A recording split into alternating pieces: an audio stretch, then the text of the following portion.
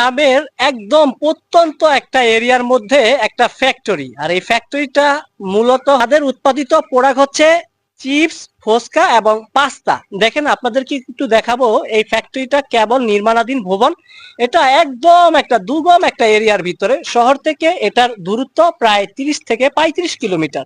তার মধ্যেও গ্রামের মধ্যে এই সুবিশাল এই ফ্যাক্টরিটি নির্মাণাধীন কাজ চলতেছে। তো তার উত্তর অঞ্চলের সাইড গুলো দেখতে যাই, তখন দেখি ছোট ছোট রাস্তার পাশেও তারা সুবিশাল আকারে এ ধরনের কিন্তু ফ্যাক্টরি নির্মাণ করে তারা কিন্তু কার্যক্রম শুরু করে দেয়। তো এই ফ্যাক্টরিটা কেবল নির্মাণাধীন ভবন। তো এখানে আমি এসে কথা বলে তাদের সাথে জানতে পারলাম তারা এখানে উৎপাদন করবে ফুচকা এবং সেই সাথে পাস্তা, চিপস, এই ভেজিটেবল বাচ্চাদের খাবারের উপযোগী কিছু প্রোডাক্ট এর সাথে আরো তারা অ্যাড করবে।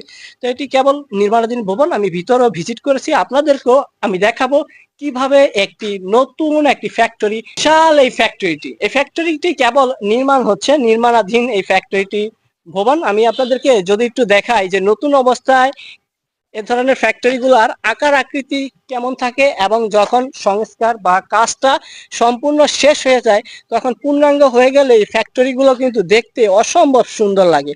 আর উত্তর অঞ্চলে মহাসড়কের পাশে এমন অসংখ্য ফ্যাক্টরি আপনারা দেখতে পারবেন, যে ফ্যাক্টরি গুলা কেবল নির্মাণাধীন হচ্ছে বা তারা কিন্তু পরিচালনা করছে। তাদের এখানে উত্তর অঞ্চলে একটা জিনিস সবচাইতে বেশি যেটা দেখা যায় সেটা হচ্ছে রাইস মিল। নওগাঁ বগুড়ার মধ্যে যারা ফ্যাক্টরি, অসংখ্য শত শত ফ্যাক্টরি মহাসড়কের পাশে বা গ্রামীণ পরিবেশের মধ্যে এমন নির্মাণাধীন ভবন দেখতে পারবেন। তো এই ফ্যাক্টরিটা কার্যক্রম এখন তৈরি শুরু হয়নি, কাজ কেবল তারা চালাচ্ছে। হয়তোবা আরো কয়েক মাস সময় লাগবে তাদের এই ফ্যাক্টরি কার্যক্রম পূর্ণাঙ্গ রূপে।